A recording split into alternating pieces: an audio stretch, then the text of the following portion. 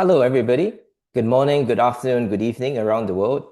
My name is Harvey Chim from Louisiana State University in New Orleans, and I'm the series lead of the AAHS Global Hand in Hand series of webinars. So the aim of this webinar series is to highlight the amazing work by hand surgeons around the world. And today we're really excited to collaborate with the Hellenic Society for Surgery of the Hand to talk about complex regional pain syndrome and international perspective. And this is really an interesting and complex topic, and I really look forward to the insights by our Greek colleagues. So we're going to have a great series of talks today. We're going to start off with Dr. Philippos Giannoulis, who's going to talk to us about why CRPS matters to the upper limb surgeon. Philip, please.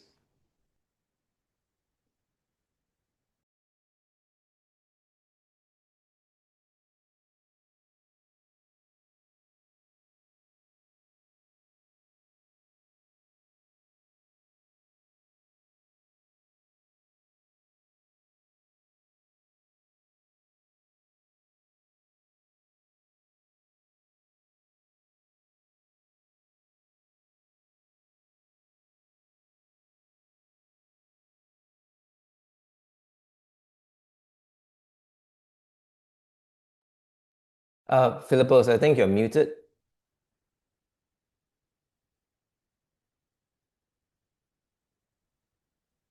Um, Philippos, I think you're muted. Can you unmute yourself?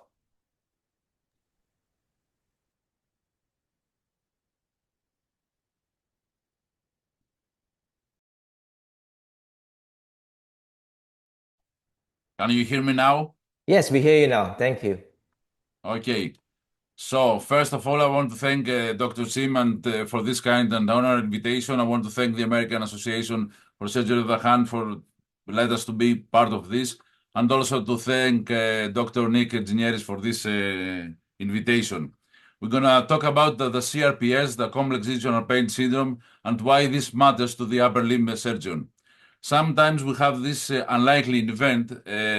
What happened in this particular patient she sustained a radius fracture, and this is the X-rays after 3 months of the removal of hair of the cast, and also this MRI findings after 3 months, approximately 3 months after removal of the cast, and this unfortunate discussion about this of her hand. You can see the situation. So the questions we have to answer is why is this happened? How is this happened? How can be managed and treated, and how long will it take?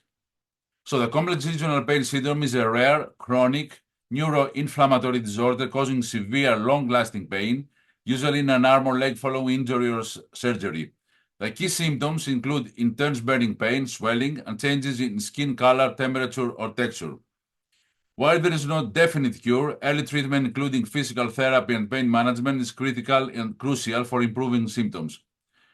The CRPS represents a neuropathic pain disorder defined by allodynia, hyperalgesia, vasomotor and pseudomotor abnormalities, and trophic changes. The pain is regional, persistent, that is disproportionate to the severity of the tissue injury and continues beyond the usual expected period of time healing.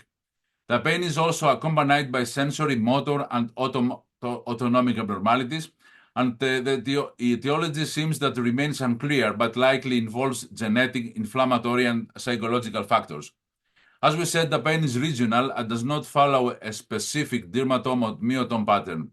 This disabling condition often develops after a trauma, fracture, or surgery, and have also been reported some spontaneous cases. The pathophysiology includes this relegation of pain processing in both the sympathetic and central nervous system, and altered neurospasticity, peripheral sensitization, and central amplification contribute to persistent pain autonomic dysfunction. The pathophysiology is going to be from the next speaker. So, what about the reflex sympathetic dystrophy? The classification of abnormal post-traumatic pain is complicated and is encompassed in the term of complex regional pain syndrome, the CRPS.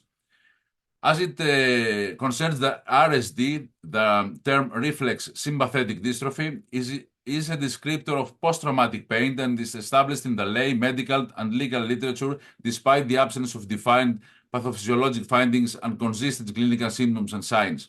RSD is a condition considered to present in a subset of patients contained within the broader category of CRPS.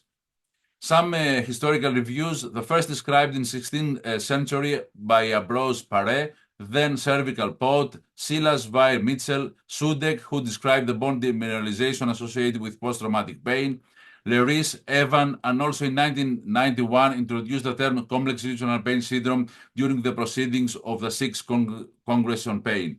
Due to low specificity, a widely accepted revised set of criteria was proposed in 2010 and is commonly referred to as the Budapest criteria.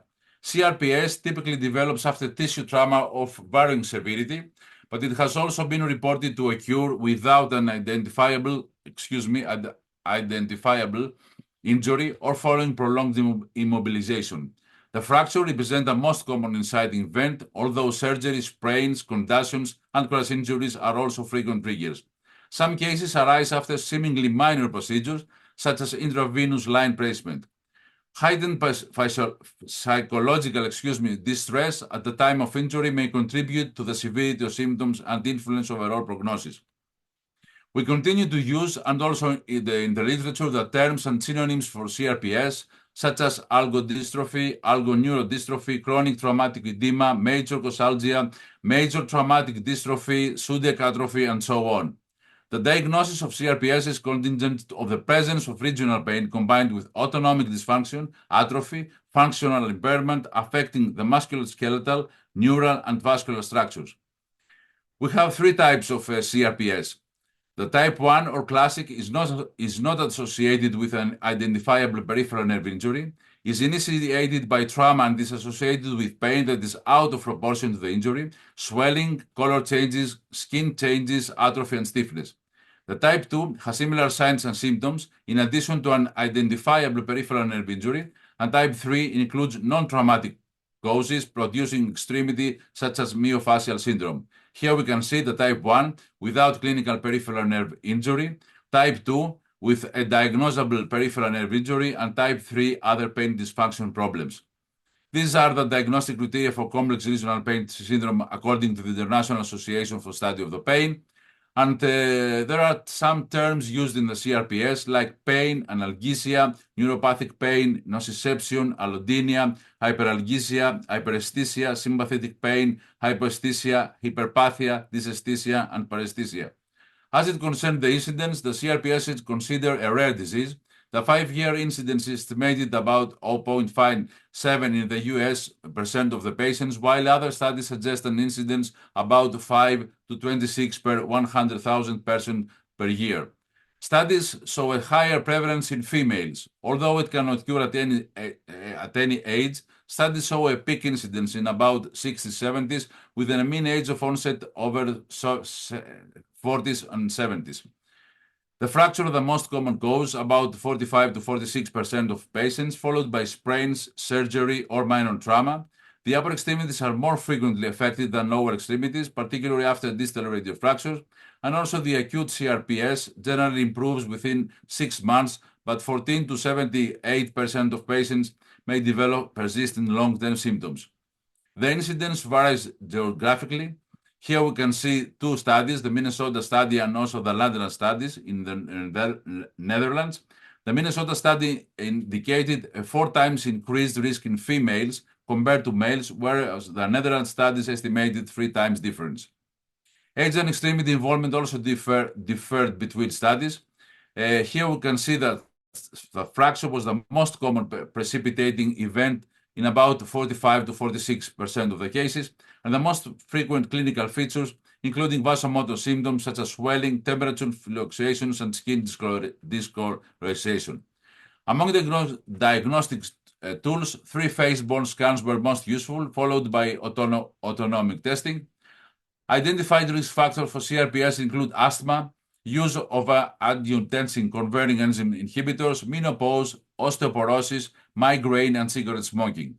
The CRPS is often associated with worsening depression, anxiety function, and reduced quality of life, and systematic reviews psychosocial factors linked in CRPS and found no clear evidence in the literature supporting specific personality traits or psychopathologic as predictors of the CRPS. However, patients with significant psychological comorbidities or poor coping mechanism may exhibit pain-related behaviors and catastrophic thinking. In addition, CRPS has been associated with a variety of systemic medical complications, such as neurophysiological deficits, constitutional symptoms, cardiopulmonary issues, endocrinopathies, urologic dysfunction, and gastrointestinal dysmotility. Diagnosis of chronic regional pain syndrome is clinical based on the Budapest criteria, excluding alternative causes. The prognosis is variable. Early diagnosis and treatment improve outcomes, although some individuals develop chronic disabling pain with functional impairment. In addition to impairing function, sleep, and activities of daily living, CRPS imposes a substantial psychological and psychosocial burden. The condition is variable, clinical spectrum, and poorly defined pathophysiology complicate the management. Although some individuals showed clinical improvement at 3 months, symptoms persisted in others at 1 year. Although spontaneous improvement may occur in some patients with CRPS, early aggressive management is crucial given the syndrome debilitating nature.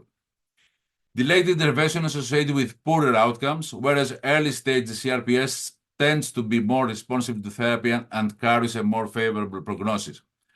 The prognosis, as we said, is highly variable, and the complications of long-standing may include dystonia, conjunctive executive dysfunction, adrenal insufficiency, gastroparesis, and irritable bowel syndrome. These manifestations highlight the syndrome's potential to affect multiple organ systems beyond the musculoskeletal and nervous system, underscoring the need for comprehensive and interprofessional care. So, an interprofessional team approach is essential for optimizing the recovery and minimizing long-term disability in patients with CRPS, and early and continuous communication among the healthcare professionals ensures an unified treatment plan, which is particularly important in a condition that often requires individualized, evolving care strategies. The early referral to pain management specialists allow for timely initiation for pharmacological and procedural interventions, which can improve symptom controls and long-term outcomes. Thank you very much.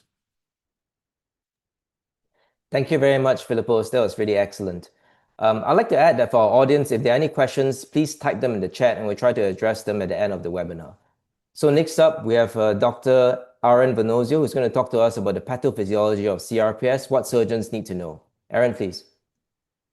Yeah, hello from me. Let me share my screen, just a minute.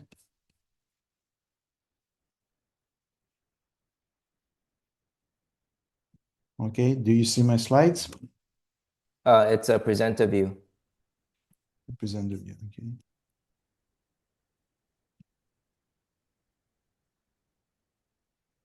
Now? I'm not seeing them.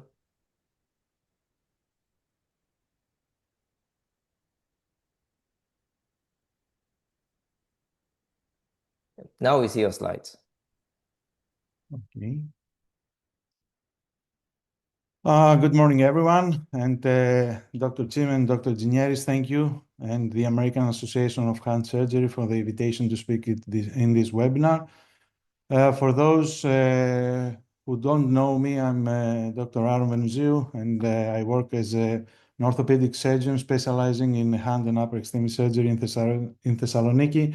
And currently, I serve as the president of the Hellenic Society of Reconstructive Microsurgery.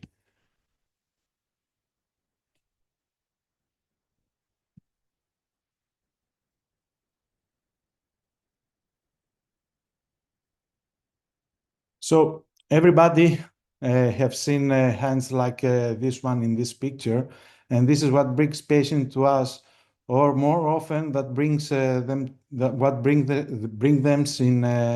pain clinics, neurologists, rheumatologists before they ever reach a hand surgeon.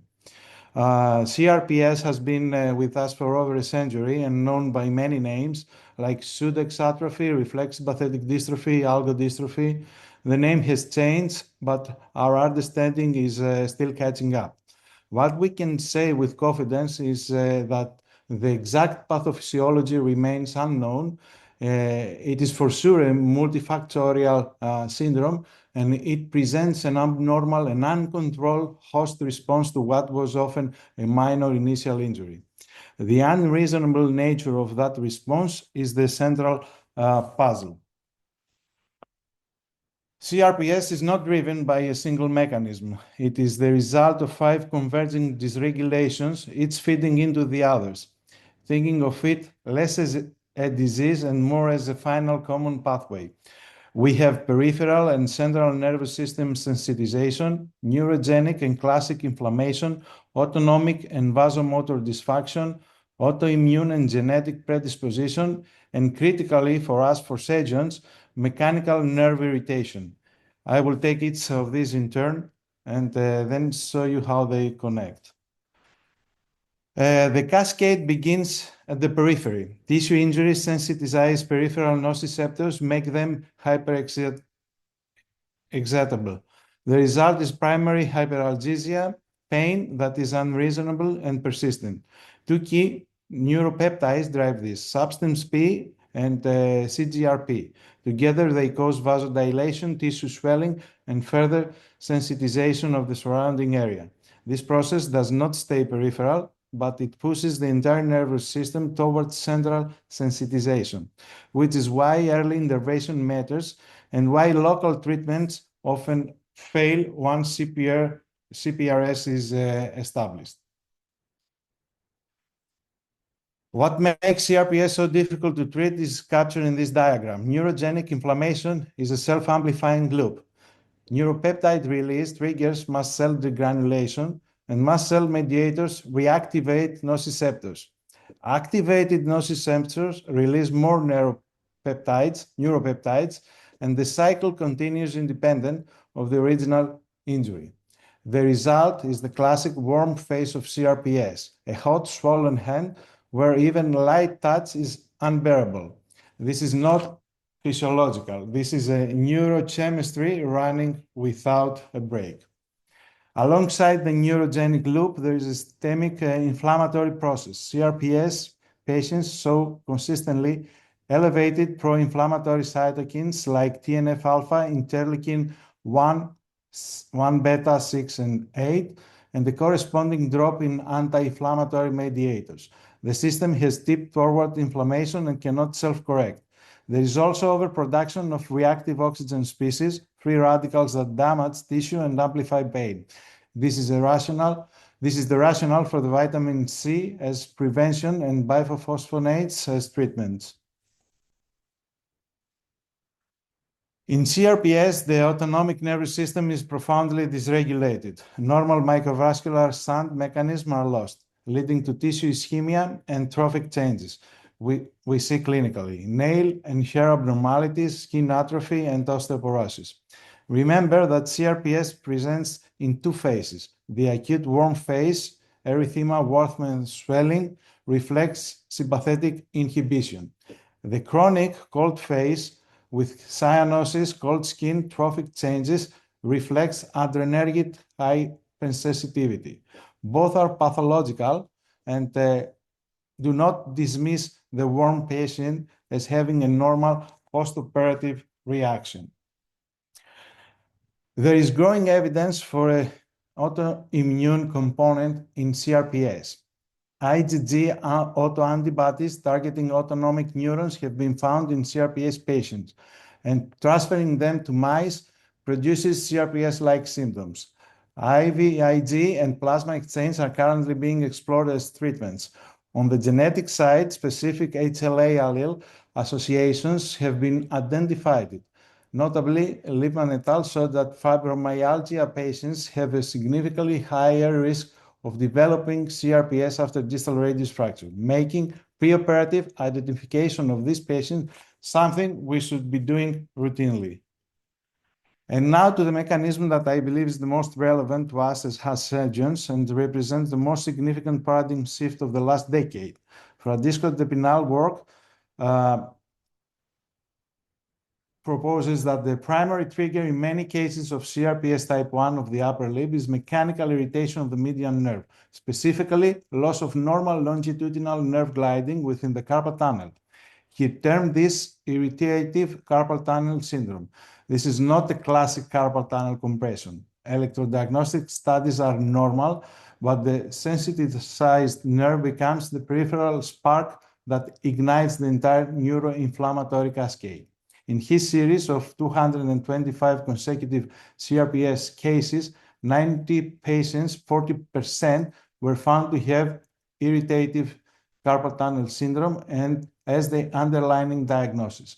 Carpal tunnel release produced a 94% cure rate in those patients.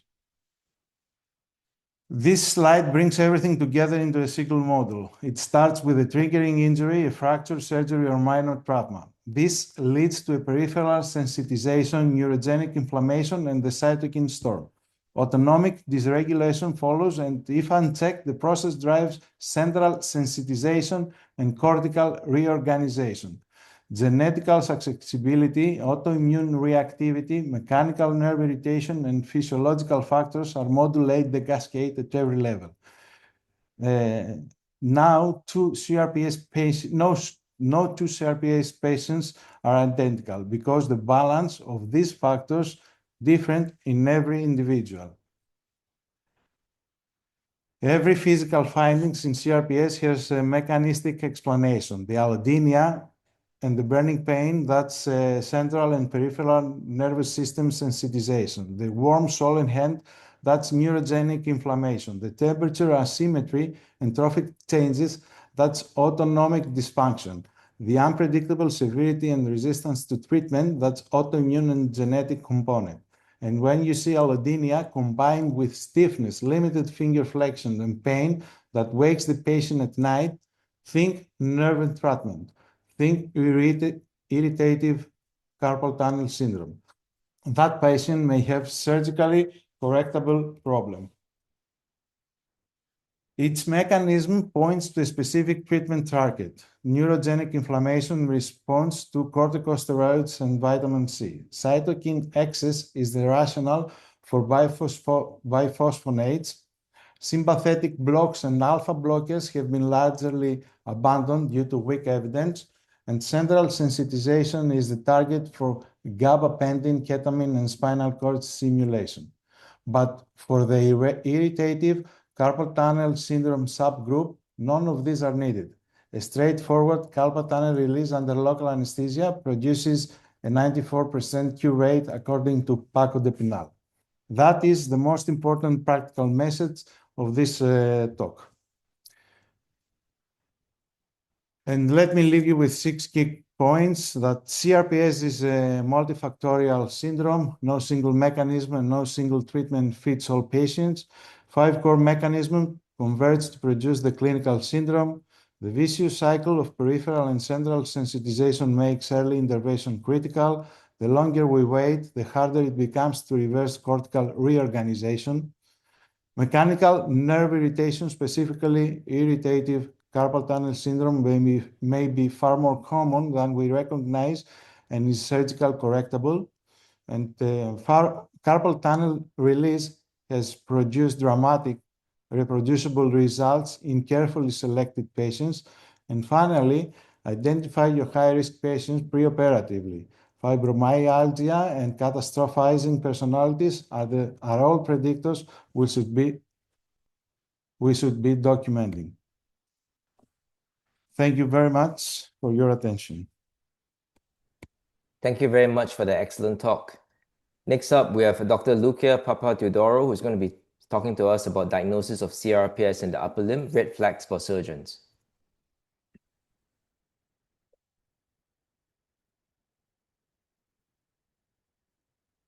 Good afternoon to Athens and good morning to all American participants. I would like to thank the organizing committee, Dr. Chim and Dr. Ginieris for this kind invitation. I have nothing to disclose regarding this talk. So as it's mentioned already, the CRPS has previously been known by other names, most commonly used the Sudex atrophy, algodystrophy, and reflex sympathetic dystrophy. And at that time, they used to describe a painful neuropathy that can be developed after trauma or surgery, with main complaint of persistent pain out of proportion of any inciting event in association with a variety of other symptoms, including mainly edema, allodynia, discoloration, and trophic changes. In 1994, the International Association for the Study of Pain defined the current terminology complex regional pain syndrome, divided mainly in the two types, 1 and 2, based on the absence or the presence of the nerve lesion, and then they added the type 3. So then, in 2004, the International Association for the Study of Pain developed and revised later in 2012 a more accurate and valid diagnostic criteria for CRPS with high diagnostic specificity and sensitivity. And this criteria is known as the Budapest criteria and is the criteria that we currently use for the diagnosis of CRPS. There are 4 main criteria, and we're going to see now in details these criteria. Number 1 criteria is the continued pain. Patient describe disproportionate pain to any inciting event, trauma, or after surgery on the upper extremity. The pain is regional. It's not necessary to follow specific dermatome or nerve distribution. The symptoms can be categorized in 4 categories: sensory, vasomotor, pseudomotor, and motor trophic symptoms. And based on the Budapest criteria, patient must report at least 1 symptom in 3 of these 4 categories. The main symptoms for the sensory category is allodynia, while changes of the temperature and the skin color is the main symptoms for the vasomotor category. The presence of edema and changes on the sweat is the most common symptoms of the pseudomotor category. And on the motor trophic symptoms include decreased range of motion. We can have also motor dysfunction with weakness, tremor, dystonia, and also can be present trophic changes regarding the hair, the nail, and the skin. In clinical examination, based on the Budapest criteria, the patient must display at least 1 sign in 2 or more of these 4 categories that we already mentioned. And regarding the 4 criteria, this is that when we don't have any other diagnosis that can better explain the signs and the symptoms that the patient has. So we have to remember that based on the Budapest criteria, the diagnosis of the CRPS is primary clinical. It's important to ask all the symptoms criteria at each physical examination during the follow-up period of our patients. In cases we have unilateral CRPS of the upper extremity, we can assess the asymmetry of the temperature, skin color in comparison with the contralateral upper extremity. In cases that we have bilateral CRPS, we can assess these changes usually in comparison with a relative typical healthy individual, or sometimes we can assess in comparison with a lower extremity. It's very important to apply all the criteria on each individual upper extremity. There is no clear time course regarding the natural history of the CRPS and the staging. Usually we describe acute, dystrophic, and atrophic state. Mainly in the beginning, in the acute phase, we have persistent pain. Patient describe aching, burning sensation. We can have an increase of the temperature of the affected upper extremity. Later on, the dystrophic changes, edema can be present with glossy skin, and patient may develop also stiffness. In more later trophic states, the patient describe less pain, the skin can be more cool, and patient may develop a contraction. There is a lot of debate in the literature regarding the hot versus the cold CRPS. Just keep it in mind, it's not necessary to go through this now. Regarding imaging and diagnostic testing, we have to remember that there is no test specific for the diagnosis of CRPS. There are many other blood work and imaging testings that we can perform to incorporate in the diagnosis, but they're not specific for the CRPS. X-rays can reveal periarticular demineralization, while in a trip phase bone scan, we can see periarticular activity in the third phase. Thermometry and thermography can reveal higher temperature of the affected upper extremity in the early stages of the CRPS. So the surgeon have to have high suspicions to recognize patients with CRPS. And red flags for the surgeon should be when a patient comes and describing burning, persistent aching pain, allodynia, especially when he doesn't allow us to touch the affected arm because of pain. Other signs like a patient can be very anxious when he reports that he has trouble to sleep at the night because of the pain and despite the pain meds that he takes. And also red flags for us is when we start see objectively changes of the temperature of the affected arm, on the skin color, presence of swelling, and later on we can also see joint contracture. The CRPS must be distinguished from other neuropathic and myofascial pain syndrome, like polyneuropathy, peripheral polyneuropathy, nerve entrapments like Carpatana syndrome, as we mentioned already, fibromyalgia. Also, it's important to distinguish from other inflammation, vascular disease, and even psychological problems like somatic symptom disorder. We have to distinguish from Raynaud disease and seronegative arthritis. In summary, we have to remember that primarily the diagnosis of the CRPS is clinical, so we have to have high suspicions to recognize this patient. And the Budapest criteria that we already mentioned remains the gold standard for the diagnosis of CRPS.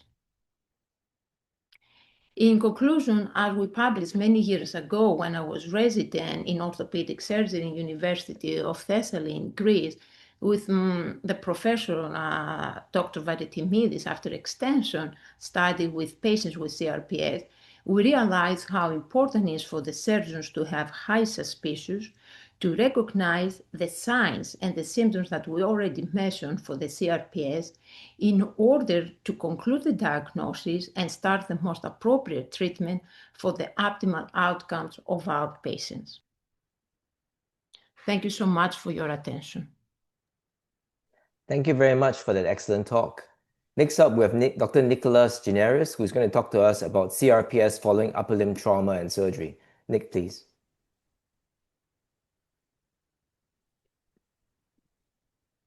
So, hello, everybody.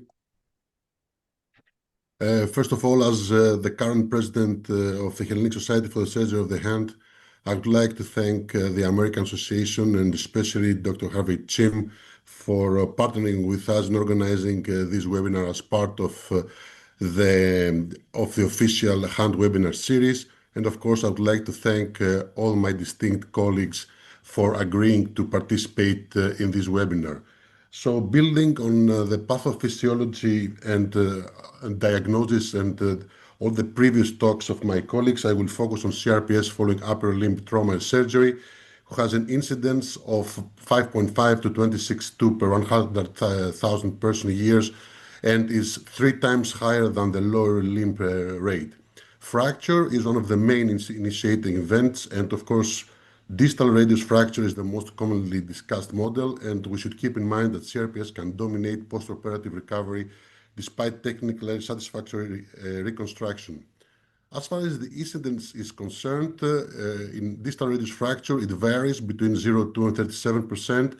It is around 26% for hand trauma surgery, 2 to 8% for minor soft tissue procedures, and the median diagnosis delay is 3 months postoperatively, with the peak onset window at between the 4th and the 8th week after surgery. And we have to keep in mind that if diagnosis or treatment is not made is made later than 3 months after surgery, you have a 20% possibility of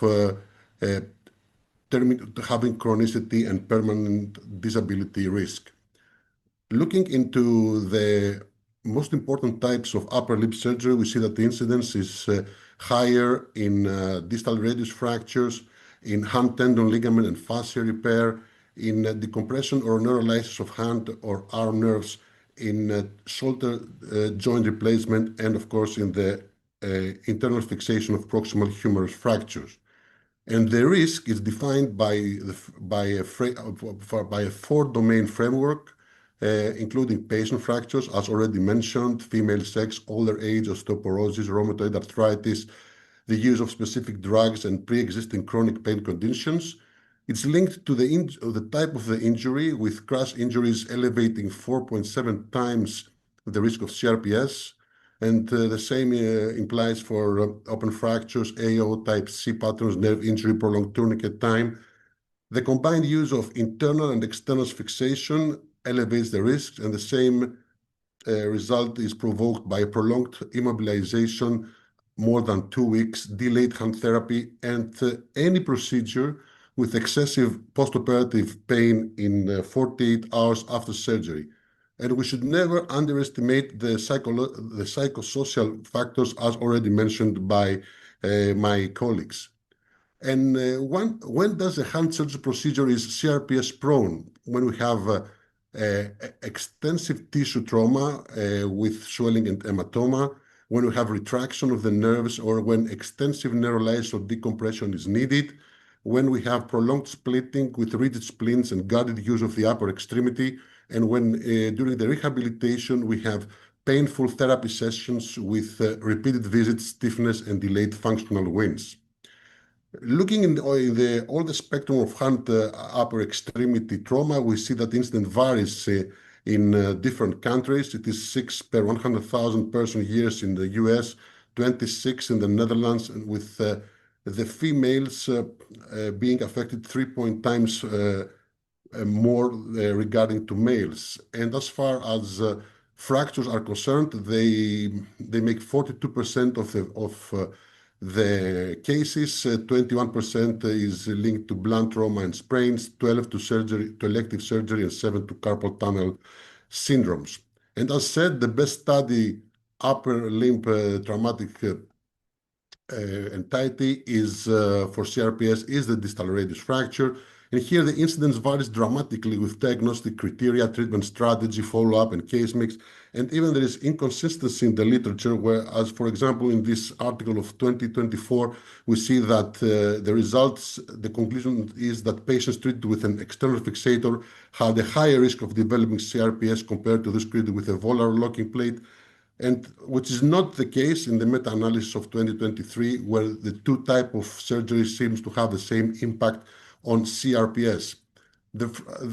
What elevates the risks in distal radius fracture? We have already mentioned it. We should add the concomitant ulnar fracture. And regarding surgical technique, the risk is higher in open reduction because of the soft tissue disruption with the use of external fixator, because of the over-distraction and the prolonged immobilization, the combination of internal and external fixation, the excessive surgical dissection with 2 or more surgical incisions, and the presence of interarticular screws or dorsal screw prominence. On the other hand, we have lower risk with percutaneous spinning and, of course, with early mobilization and physiotherapy. There is no robust isolated ulnar incidence data, and the same applies also for the combined fractures of ulna and radius. But we do know that due to these injuries being linked to high energy or open injury and formal instability, they do provoke CRPS. And the data is also not well quantified for phalangeal, metacarpal, and humeral fractures. Regarding the soft tissue with trauma, we should think in layers with the tissue insult. First of all, crash injury, contamination, edema, ischemia. The second layer is a neural irritability provoked by direct nerve injury, traction, or compression. The surgical burden provoked by repeated procedure, tenolysis, grafting, as well as the presence of hardware that increases the cumulative stress, and of course the rehabilitation strain that we already mentioned. There is also no incidence series regarding flexor and extensor tendon injuries, but we do know that flexor tendon surgery usually involves deeper trauma, more soft tissue dissection, proximity to distal nerve and pulleys, longer rehab, and greater need for splitting, all of which fit known CRPS promoting conditions. And on the other hand, the extensor tendon procedures carry less biological burden and are technical, more superficial, so they lead less often to CRPS unless they are part of a complex hand injury. Regarding arthroplasties, total elbow arthroplasty, here CRPS is not separately quantified, but we do know that ulnar nerve involvement, which is present in 10% of the cases, is a known CRPS trigger. We do know that there is the CRPS is a complication in total wrist arthroplasty and wrist fusion with bone demineralization and mid-carpal, radiocarpal joint morphology alteration, but there is no quantified data about this. And the same applies also to the MCP and PIP joints, which are connected to CRPS because of the sympathetic rich dorsal hand anatomy. And we see more cases with pyrocarbon implants. As far as the thumb CMC arthroplasty is involved, we have an incidence of 2.3 to 4.5 CRPS incidence in CMC prosthetic arthroplasty and between 1.8 and 5.9 to trapeziectomy with or without LRTI. With the microsurgical procedures, the incidence is between 3 and 10% in digital hand implantation, up to 15% in peripheral nerve repair and graft, up to 21% in brachial plexus reconstruction, and as far as vascular repair or bypass is concerned, we have only case series. In the digital hand implantation, the key mechanism is the ischemia reperfusion injury. In the peripheral nerve graft and repair, the direct nerve trauma and the neuroma formation at the repair site. And at the brachial plexus reconstruction, the preganglionic root avulsion at the pain central sensitization, and in the vascular repair, the oxidative stress from ischemia and the sympathetic dysregulation. In carpal tunnel syndrome, the incidence is between 2 and 5%. The risk factors remain the same, but we should add dominant hand surgery. There is no significant difference either in open or endoscopic technique. In deep Whitran disease, the incidence is between 0.3 and 0.5%, and the risk factors include prior forearm carpal fracture history, younger age, anxiety, depression, epilepsy, and gout. And of course, it's linked to the disease extent. So multiple finger release or fasciotomy promotes CRPS, and the same applies to higher tubular stage, severe contraction burden, or simultaneous carpal tunnel release. Finally, at the shoulder, we have an overall incidence of 7.1 with higher frequencies in proximal humeral open reduction and interfixation and reverse shoulder arthroplasty. The rotator cuff repair has an incidence between 0.5 and 24.2%, and in subacromial shoulder surgery, it's around 10%. But in most of these cases, we have mostly hand lesions and not lesions around the articulation of the shoulder. So we do need to remember that CRPS remains a significant complication after limb and hand surgery. Distal radius fracture are the most frequent trigger. We should consider that surgeons should consider the injury severity and tissue damage rather than one particular fixation method alone. And postoperative CRPS may occur even after routine hand surgery and technically successful procedure. High risk factors remain females, older age, complex fractures, crash injury, and nerve irritation, and we should close monitor our patients, especially between the 4th and the 8th week after surgery. And I would like to thank you and take this occasion in order to invite you to our 31st annual Combined Congress of the Hellenic Society for Surgery of the Hand and Society for Reconstructive Microsurgery that will be held this year, this September 2026 on Kos, the birthplace of Hippocrates, in collaboration with the American Association. Thank you so much. Thank you so much, Nick. That was really an excellent talk. Next up, we have Dr. Elias Petro, who's talking to us about prevention and early management, the surgeon's role.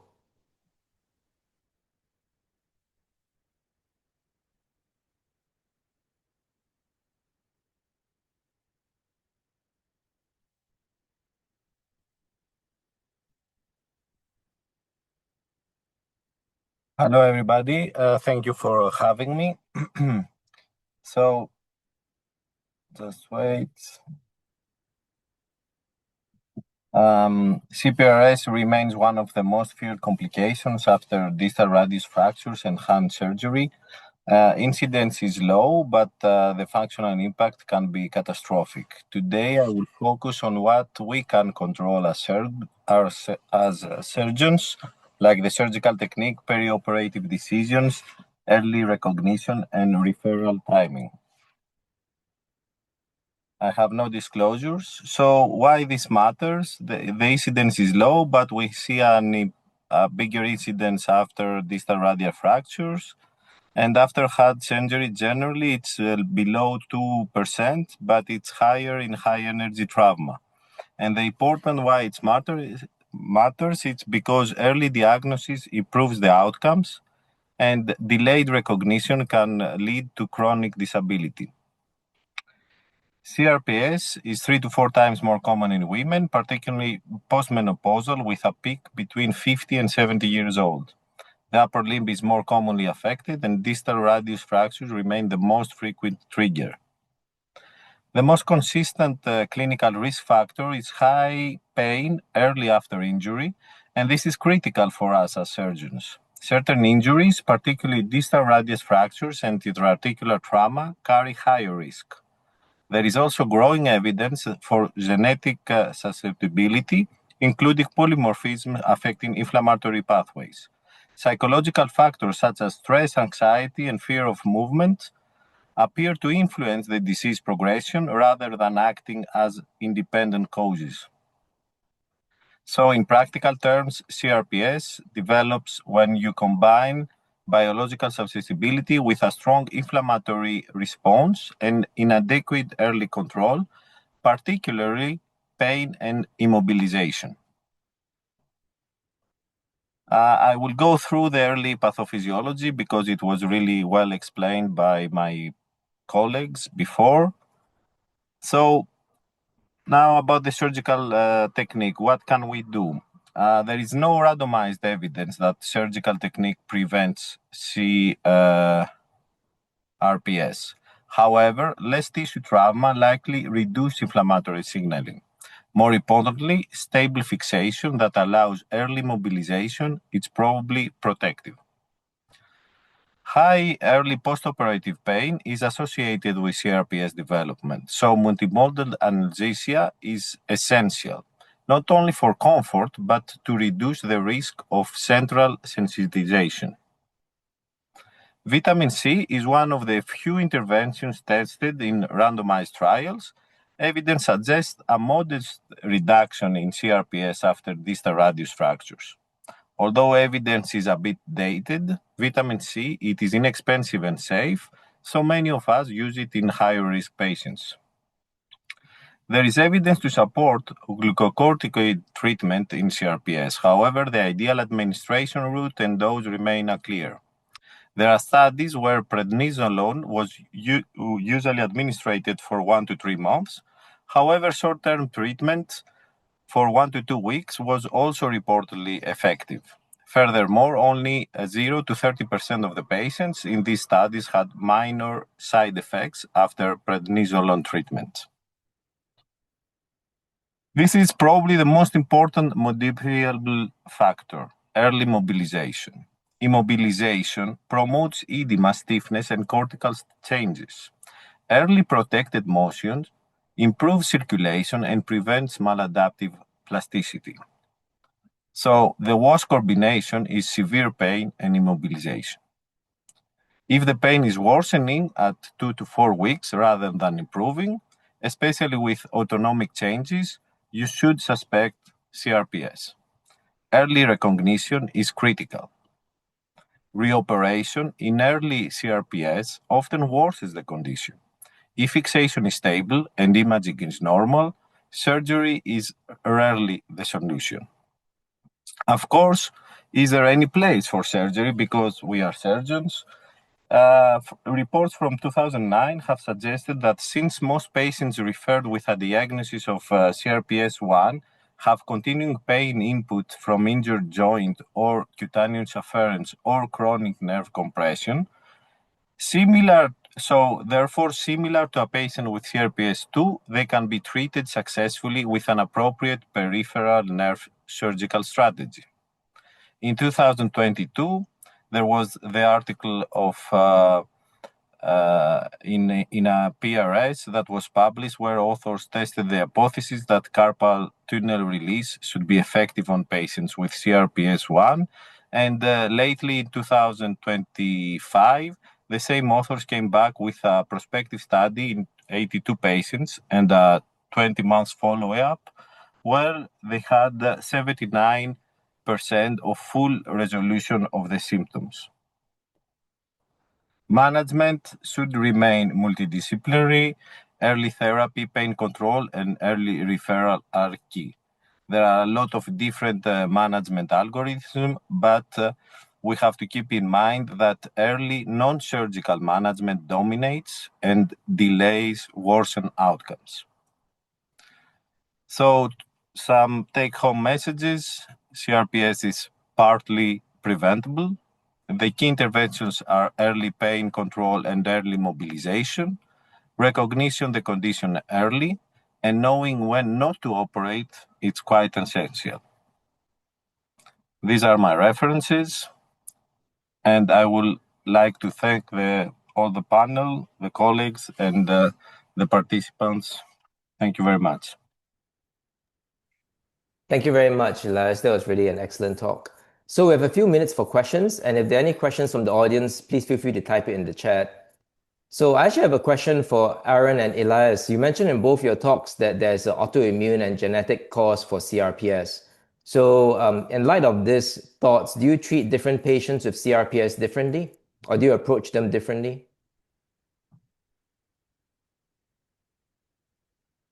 Aaron or Elias? Yeah, can you hear me? Yes. I think it's critical, and for me, it's not only about genetic disposition, but also about psychology. So I think nowadays that we go always to a more of a personalized medicine path.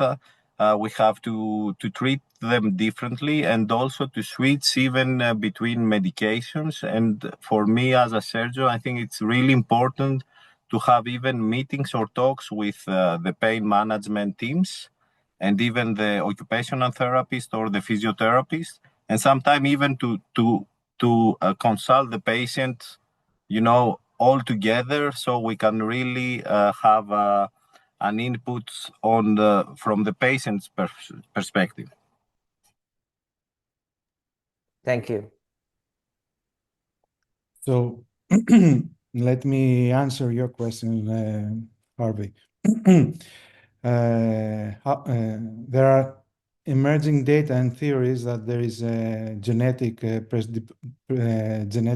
background of this syndrome, but in my current practice, I don't have any exams that I can prove this theory.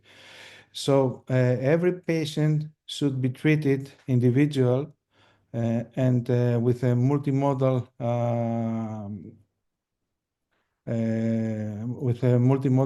protocol. I mean, you have to give several kind of medicines to act in this pathogenetic mechanism.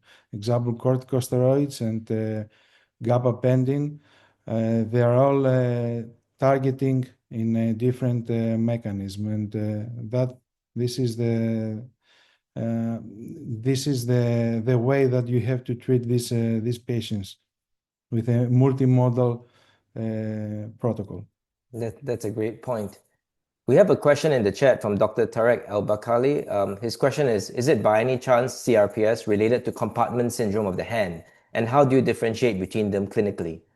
Would any of you all like to tackle his question about how to differentiate compartment syndrome of the hand from CRPS? May I answer on this? Yeah. Yeah. So I think there are two different conditions here. Usually the compartment syndrome, that's a good point, but it's more acute condition after trauma or after surgery, while the CRPS doesn't start immediately the next day. Usually it's more chronic, the natural history. In compartment syndrome, as we know, all the surgeons will have to remember the 5P. The pain, it's high pressure of a specific muscle compartment. So if we measure the pressure, we're going to see high pressure. Then we have pain, and the pain increase with the passive motion, while in the CRPS, patient has pain all the time, diffuse pain. And then in the compartment syndrome, we know that we have paresthesia with numbness and then the pale skin, and later on we can have paralysis and pulselessness. So we have to remember it's two different things. As compartment syndrome is something emergency, acute, high pressure on specific muscle compartment. Of course, we have to have high suspicion for both of them. You cannot exclude one from the other, but it's more specific, the compartment syndrome, I think, in our minds, than the CRPS that come a little more later on when you start see the patient in the follow-up period. Great. Thank you so much for that answer. I have another question for the group. So Elias, both you and Aaron mentioned the importance of multimodal and multidisciplinary management of CRPS. So I'd like to ask the panel, if somebody comes to you with CRPS, who do you send the patient to for these interventions? Are you prescribing the medications yourself? Are you sending it to a pain management doctor? And the second part of this question is, when do you decide that the patient will benefit from surgery? Because surgery in the form of carpal tunnel release has been described and published to be effective in these patients. But when do you actually offer surgery? So maybe let's hear from Nikos and Philippos first, and then the rest of the panel. Yeah, you're totally right. At the beginning, it's ourselves, so the surgeon who tries to treat with the protocols that we have in our disposal. But quite often we do need to address the patients to the patient management group, the anesthesiologist, and it really works well also with the stellar ganglion infiltration and infiltrations done by the anesthesiologist. And sometimes we do ask the opinion of neurologists, but mainly the pain management group.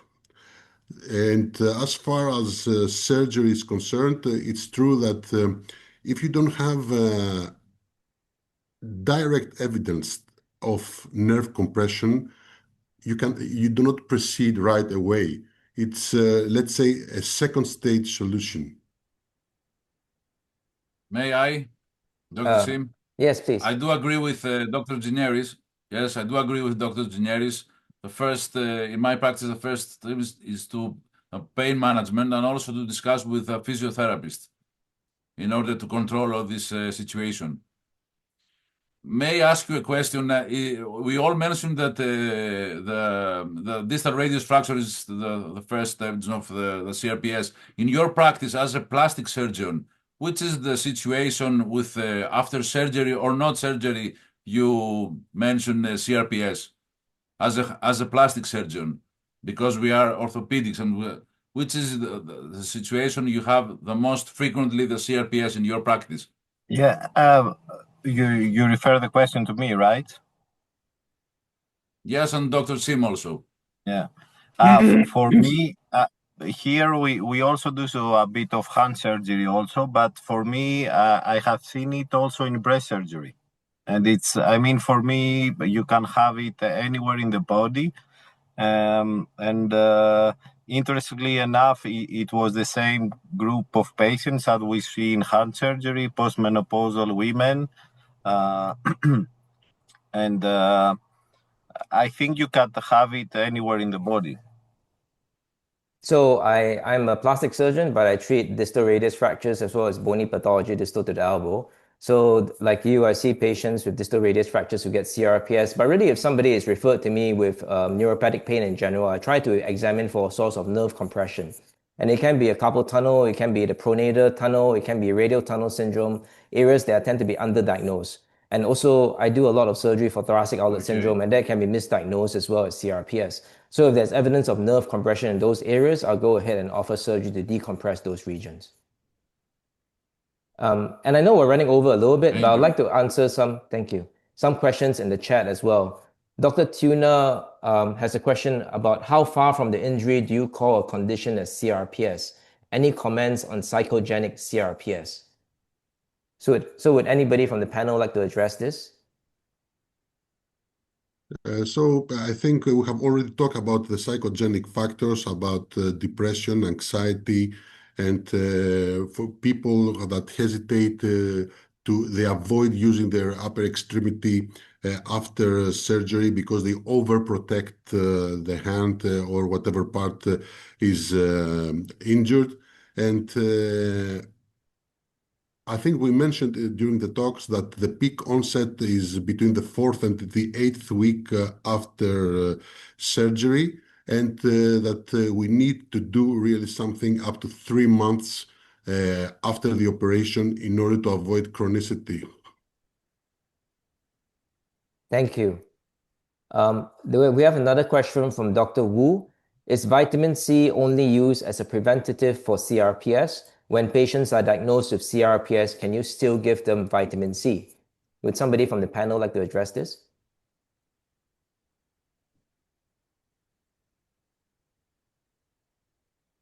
Normally, we give it as a preventive medication, but you can also give it. I mean, the thing with vitamin C is that it's inexpensive, it's completely safe to use. So you just give it, and we are not sure if it will really play a role, but I don't see any reason not to give it.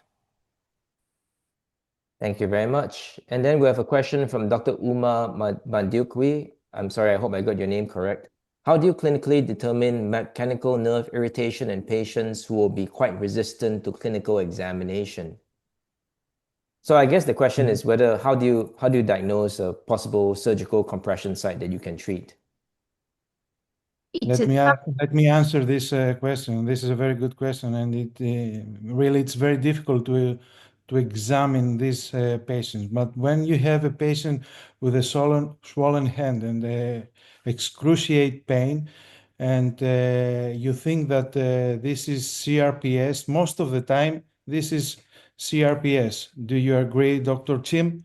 And what you have, and if the patient is in severe pain and with stiff fingers, they cannot flex the fingers, and the pain is worse during the night, then most of the time is irritative carpal tunnel syndrome. Yes, I totally agree. And I think for me personally, in any patient of CRPS, I'll examine for potential compression sites. And sometimes there's a history, like, for example, I treated somebody who had like a cannulation of the brachial artery in the medial arm. And then the patient had intractable CRPS-like symptoms. And then I went ahead and decompressed the median and ulnar nerves at the upper arm over the site of previous surgery, and that resolved the problem. So there's definitely an element of causalgia in many patients that's under-recognized. And like you said, I think it's really important to examine for compression sites. So I think we have time to tackle one last question from Dr. Eleni Natuvali. Again, I hope I'm pronouncing your name right.